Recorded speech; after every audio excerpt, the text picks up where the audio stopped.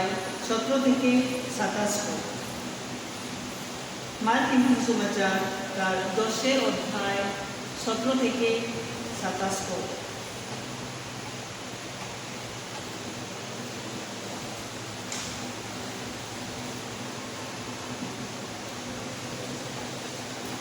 Mark 10:17 এইরূপ লেখা আছে, পরে যিশু বাহির হইয়া পথে যাইতেছে, এমন সময়ে একজন দৌড়াইয়া আসিয়া তাহার সম্মুখে জানু পাতিয়া জিজ্ঞাসা করিল, হে সদ্গুরু, অনন্ত জীবনের অধিকারী হইবার জন্য আমি কি করিব?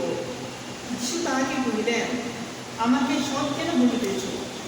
একজন ব্যক্তি রেখে সৎ আর কেউ নাই, তিনি ঈশ্বর।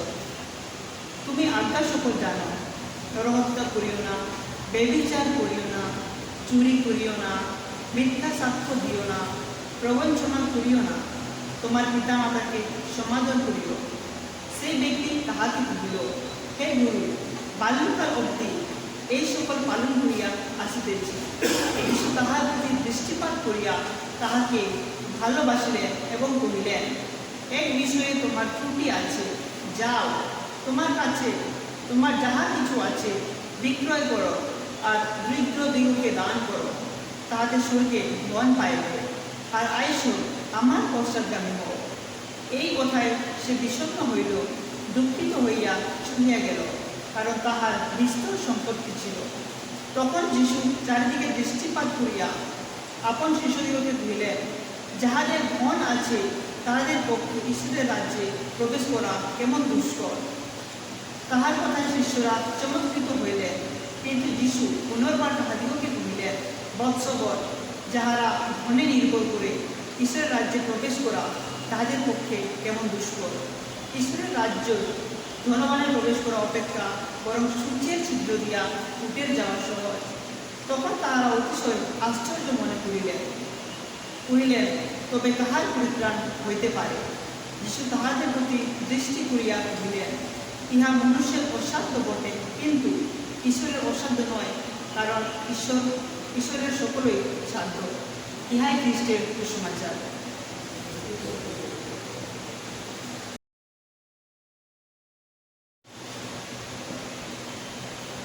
ঈশ্বরের বাক্যে যাওয়ার আগে আসুন আমরা মস্তক অবনত করি, আমরা নিজেদেরকে ঈশ্বরের চরণে সমর্পণ করি এবং আজকের দিনের জন্য ঈশ্বর যে বাক্য আমাদের জন্য রেখেছেন সেই বাক্যকে যেন আমরা বুঝতে পারি, হৃদয়ে গ্রহণ করতে পারি এবং সেই মতোভাবে আমরা আমাদের জীবনকে এগিয়ে নিয়ে যেতে পারি। আসুন আমরা এই সময়ে প্রার্থনায় যাই। পবিত্র পবিত্র পবিত্র স্বর্গের জীবন্ত ঈশ্বর প্রভু, আরেকটি বার আমরা তোমার মহানামের ধন্যবাদ দিই পিতা, যে এই সুন্দর সময়, এই সুন্দর বিশ্রাম দিন তুমি আমাদের জীবনে দেখার সুযোগ করে দিয়েছ। ধন্যবাদ দিই প্রভু যে তুমি কয়েকজন ভক্ত দাস এবং দাসীকে একত্রিত হওয়ার সুযোগ দিয়েছ, যেন কিছুক্ষণ সময় আমরা তোমাকে অতিবাহিত করতে পারি, যেন কিছুক্ষণ সময় আমরা তোমার বাক্যের কাছে আসি, তোমার বাক্যের তাৎপর্য আমরা বুঝতে পারি এবং সেই মতোভাবে আমাদের জীবনকে আমরা এগিয়ে নিয়ে যেতে পারি। প্রভু, যারা আসতে পারেনি তাদের জন্য তোমার কাছে প্রার্থনা ভিক্ষা করি প্রভু, তুমি প্রত্যেককে এবং প্রত্যেকের হৃদয়কে তুমি স্পর্শ করো, তুমি হৃদয়ে কথা বলো প্রভু, যেন তারা আসতে পারে এবং আমরা একত্রিতভাবে তোমায় ধন্যবাদ দিতে পারি। আমাদের প্রত্যেকের সঙ্গে থাকো, পাপ ক্ষমা করো, প্রার্থনা যিশু তোমারই নামে চাই, আমেন। আজকে যে সুসমাচার পাঠ আমরা শুনলাম, মার্ক তার 10 অধ্যায় 17 থেকে 27 পদ, সেই সুসমাচারের উপর ভিত্তি করে যে মূল বিষয়বস্তু যেটা আজকের জন্য নির্ধারণ করে দেওয়া আছে, আর সেটা বলছে যে the spiritual danger in trusting. আমাদের যে আধ্যাত্মিক জীবন আছে সেই জীবন তখন ডেঞ্জার বা একটা সমস্যা, একটা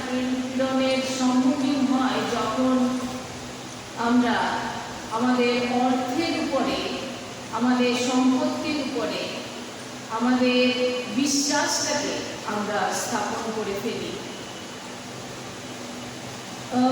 যদি আমরা আমাদের ব্যক্তিগত জীবন দেখি বা আমাদের যদি ডেইলি লাইফ যেটা বলছে সেই জীবন যদি আমরা দেখি, সেখানে আমরা দেখব যে অনেকেই এই স্টেটমেন্টটা দিয়ে থাকে যে অর্থ হচ্ছে সকল নষ্টের মূল, তাই না? অর্থ একটা মানুষ বা একটা ব্যক্তির জীবনে দেখবেন যখন স্বাচ্ছলতার মধ্যে বা সচ্ছলতার মধ্যে নিজের জীবনকে অতিবাহিত করে, হঠাৎ করে যখন সেই ব্যক্তি প্রচুর টাকার সম্পত্তির মালিক হয়ে যায়, তখন দেখবেন সেই মানুষের ব্যক্তিগত জীবন, তার চলাফেরা জীবনের মধ্যে একটা আমূল পরিবর্তন লক্ষ্য করা যায়। আর সেই পরিবর্তনটাই কিন্তু ডেঞ্জারাস। সেই পরিবর্তনটাই হচ্ছে আমাদের আত্মিক জীবনের ধ্বংসের মূল কারণ। আজকে আমাদের যে বিষয়বস্তুটা দেওয়া আছে সেটা আমাদের প্রত্যেকেরই চিন্তা করার প্রয়োজন আছে।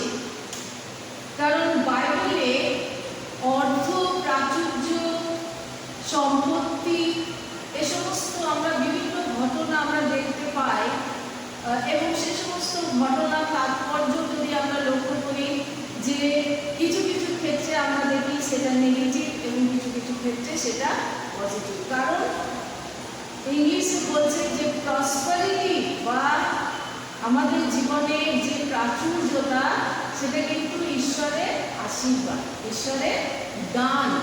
কিন্তু সেই প্রাচুর্যতা বা সেই প্রসপারিটি বা সেই ওয়েলথ, পয়সা, টাকা, ধন সম্পত্তি যেটা ঈশ্বর আপনাকে দিয়েছেন, তার অনুগ্রহে দিয়েছেন বা তার আশীর্বাদে দিয়েছেন, সেটাকে আমরা কিভাবে ব্যবহার করছি সেটা হচ্ছে মূল বিষয়। আমাদের জীবনে মূল বিষয় হচ্ছে যে ঈশ্বর যে প্রাচুর্যতা আমাদের জীবনে দিয়েছেন সেটাকে আমরা কিভাবে ব্যবহার করছি, সেটাকে আমরা সৎ পথে ব্যবহার করছি, সেটাকে আমরা ঈশ্বরের কাজের জন্য ব্যবহার করছি, সেটাকে আমরা গরিব মানুষের জন্য ব্যবহার করছি, সেটাকে আমরা নিজের মানে আমাদের নিজের স্বার্থের জন্য আমরা ব্যবহার করছি, নিজেদের চাহিদা পূরণের জন্য আমরা ব্যবহার করছি। আজকে এই বিষয়টা আমাদের জীবনে চিন্তা করার প্রয়োজন আছে। আজকের এই শাস্ত্র বাক্য যদি আমরা দেখি সেই 17 পদ থেকে 27 পদ পর্যন্ত, সেখানে সেই ব্যক্তির কথা লেখা আছে। শাস্ত্র বলছে যে প্রভু যীশু 17 পদ থেকে যদি দেখি, পরে তিনি বাহির হইয়া পথে যাইতেছেন, এমন সময় একজন দৌড়াইয়া আসিয়া তাহার সম্মুখে জানু পাতিয়া জিজ্ঞাসা করিল, হে সদ্গুরু, অনন্ত জীবনের অধিকারী হইবার জন্য আমি কি করিব? অনন্ত জীবনের অধিকারী হওয়ার জন্য আমি কি করিব? প্রভু যীশুকে জিজ্ঞেস করছেন, আর কি সম্বোধন করছেন? Good teacher, good teacher. বলছে, what must I do to inherit eternal life? অনন্ত জীবন পেতে হলে আমাকে কি করতে হবে? এবং পরবর্তী পদগুলো যদি আমরা পড়ি, সেখানে আমরা দেখব যে প্রভু যীশু কি সুন্দরভাবে এই পুরো সিচুয়েশনটাকে তিনি হ্যান্ডলিং করলেন। প্রথম যে বিষয়টা সেটা হচ্ছে প্রভু যীশু প্রথমেই তিনি অবজেকশন দিলেন। কি অবজেকশন? না, প্রভু যীশু বলছে যে তুমি আমাকে কেন বলছো গুড? তুমি আমাকে কেন বলছো গুড? এখানে বলছে যে শাস্ত্রবাক্য বলছে, why do you call me good? আমাকে কেন গুড বলছো? কারণ একমাত্র ঈশ্বর ছাড়া আমরা কাউকে কিন্তু সেটা বলতে পারি না, কাউকে বলতে পারি না except God। ঈশ্বর ছাড়া আমরা কাউকে কিন্তু গুড বলতে পারি না। কারণ যদি আমরা শাস্ত্র দেখি, সেখানে শাস্ত্রবাক্য বলছে যে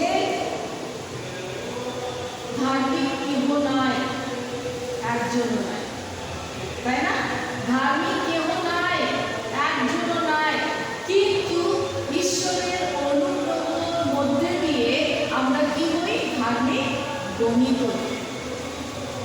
আমরা ধার্মিক গণিত হই, আমরা নিজেদের কাজ বা নিজেদের ইচ্ছায় বা নিজেদের স্বেচ্ছায় আমরা কখনোই ঈশ্বরের দৃষ্টিতে ধার্মিক হতে পারি না, আনটিল অ্যান্ড আনলেস যদি না ঈশ্বর আমাদের সেই অনুগ্রহটা করেন।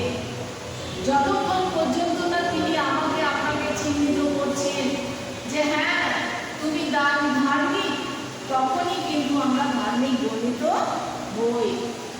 আর তারপরে প্রভু যিশু তার সেই ডায়লগটা তিনি কন্টিনিউ করছেন, কথোপকথনটা তিনি কন্টিনিউ করছেন কিভাবে না, প্রভু যিশু বলছেন যে অ্যাজ এ জুইস, একজন ইহুদি হিসেবে তুমি জানো যে তোমার কি কি করণীয়, তাই না? কারণ একটা ছেলে বা বাচ্চা যখন ইহুদি পরিবারে জন্মগ্রহণ করতো প্রভু যিশুর সময়, তখন তাদেরকে কি করা হতো? মসজিদ, ল, আইন শিক্ষা দেওয়া হতো, তোরা সেই পবিত্র শাস্ত্র তাদেরকে শিক্ষা দেওয়া হতো। আর তাই প্রভু যিশু বলছে now you R a man, তুমি একজন ব্যক্তি, আর তোমার জানার দরকার যে তোমাকে কি কি করতে হবে। আর সেই ব্যক্তি কি বললো? লুক লিখিত সুসমাচারে বলছে যে he was not a simple man, সে কিন্তু একজন রুলার ছিল, লোকাল সিনেগগের একজন রুলার ছিল। আর সেই কারণেই প্রভু যিশু সেই প্রশ্নটাকে করেছিলেন যে কি কি করতে হবে তুমি তো জানো। আর সেই ব্যক্তি বললো যে হ্যাঁ প্রভু আমি সবই করেছি, ফ্রম মাই চাইল্ডহুড, যখন আমি ছোট ছিলাম তখন থেকে আমি সমস্ত কিছু পালন করেছি, এক একটা আজ্ঞা আমি পালন করে থাকি। কিন্তু প্রভু যিশু তাও তিনি তাকে বলছেন যে তুমি সব করো, কিন্তু একটা বিষয়ে তোমার কমি আছে, one thing is missing। প্রভু যিশু তাকে বললেন একটা বিষয়ে তোমার মধ্যে খুঁত আছে, যদিও তুমি সব ব্যবস্থা, সব ল, সব আইন, সমস্ত কিছু তুমি সবভাবে মানো, কিন্তু একটা বিষয় মিসিং আছে। আর সেটা কি? প্রভু যিশু বলছেন যে তোমার যা সম্পত্তি আছে তুমি কি করো, এক্ষুনি যাও তুমি বিক্রয় করো আর তুমি গরিবদেরকে দান করো, আর তাহলে তুমি স্বর্গে কি করতে পারবে? ধন সঞ্চয় করতে পারবে। and then you come and follow me, তারপরে তুমি আমাকে কি করো? আমাকে ফলো করো, আমার পশ্চাৎগামী হও। কারণ যে সম্পত্তি তোমার আছে সেই সম্পত্তি তোমাকে কি করছে? পেছন থেকে টেনে রেখেছে, তাই না? কারণ আমি প্রথমেই বললাম যে টাকা পয়সা ধন দৌলত মানুষের কি করে জীবনটাকে খুব সহজেই নষ্ট করে ফেলে। আর সেই কারণে প্রভু যিশু বলছেন যে তুমি সব মানো, তুমি সিনেগগ, তুমি মন্দিরে যাও, তুমি ট্রেজারিতে পয়সা দাও, তুমি সব করো, কিন্তু একটা বিষয়ে যেটা তোমার আজকে এই মুহূর্তে করার দরকার আছে, আর সেটা হচ্ছে যে তুমি যাও তোমার সম্পত্তি বিক্রয় করো, সেগুলো গরিবদের দান করো, তারপরে তুমি স্বর্গে ধন সঞ্চয় করতে পারবে এবং তারপরে তুমি আমাকে ফলো করো, কাম অ্যান্ড ফলো মি। আর সেই কারণে আজকে যখন আমরা এই বিষয়টা যখন চিন্তা করছি, আমাদের কাছে সবচেয়ে বড় প্রশ্ন হচ্ছে যে আমরাও কি আমাদের জীবনে কিছু সম্পত্তি যা আমরা ধরে রেখেছি, যেটা আমাদের আত্মিক জীবনকে পেছন দিকে টেনে আনার চেষ্টা করছি বা পেছন দিকে টেনে নিয়ে আসে। কারণ আমাদের জীবনে প্রয়োজন আছে নিজেদেরকে পর্যালোচনা করে দেখার, নিজেদেরকে একবার যাচাই করে দেখার যে সত্যি আমরা আমাদের খ্রিস্টীয় জীবনে কতটা সৎভাবে আমরা চলতে পারছি, কতটা আমরা আমাদের ধন স্বর্গে সঞ্চয় করার জন্য আমরা চেষ্টা করছি, আর কিভাবে আমরা প্রভু যিশুকে অনুসরণ করছি। কারণ খ্রিস্ট বলছে যদি আমাকে অনুসরণ করতে হয় তাহলে কি করতে হবে? তোমার যা কিছু আছে সমস্ত কিছু বিক্রি করে তোমাকে সেই গরিবদের দান করতে হবে, আর তারপরে কাম অ্যান্ড ফলো মি। খ্রিস্টতে প্রিয় ভাই বোন, এই ঘটনাটা আমাদের সামনে আজকে এসছে, যেটা প্রভু যিশু তিনি ব্যাখ্যা করেছিলেন তার শিষ্যদের সামনে, এবং তিনি কিছু কঠিন বিষয়কে তাদের সামনে তিনি তুলে ধরেছিলেন। প্রভু যিশু তিনি তার শিষ্যদের বললেন যে ধনী ব্যক্তিদের পক্ষে ঈশ্বরের রাজ্যে প্রবেশ করা খুবই কঠিন। It's very difficult for a rich person to inherit the kingdom of God. ঈশ্বরের রাজ্য এটা কোনো তুচ্ছ বিষয় নয়, আর সেই রাজ্যের অধিকারী হতে হলে প্রভু যিশু বলছেন এই কাজগুলো তোমাদের করতে হবে, এই বিষয়গুলো তোমাদের জীবনের মধ্যে দিয়ে আমি দেখতে চাই। আর তারপরে প্রভু যিশু বলছেন যে একটা উপমা তিনি দিলেন, আর সেটা কি বলুন তো,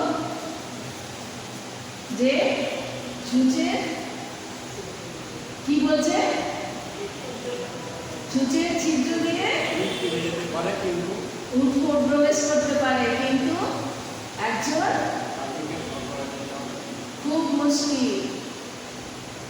পিতর আর তার শিষ্যরা অবাক হয়ে গেলেন যে এটা প্রভু যিশু কি বলছেন, কি উপমা দিচ্ছেন, এটা কেউ চিন্তাই করতে পারে না। একটা ছুঁচে মিডলে সেই মিডল দিয়ে সেই কোনো উট প্রবেশ করতে পারে, আর তাই তার শিষ্যরা যখন অবাক হয়ে গেলেন, তাই প্রভু যিশু লাস্ট স্টেটমেন্ট তিনি দিচ্ছেন 27 পদ।